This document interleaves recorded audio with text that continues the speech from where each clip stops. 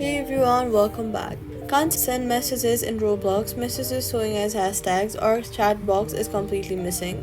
Here's what's causing it and exactly how to fix it. If your messages are showing as hashtag, that it means that your Roblox account is set below 13.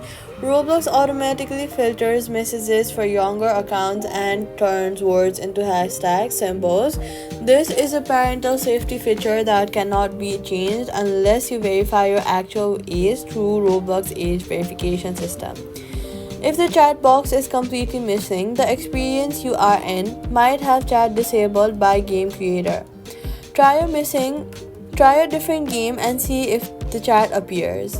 If chat works in other games but one specific game, that game has turned it off by design. If chat is missing in all games and you are over 13, go to roblox.com in Safari or in Google and then log in and go to settings and privacy and check that your chat permission is set to everyone or friends, not nobody.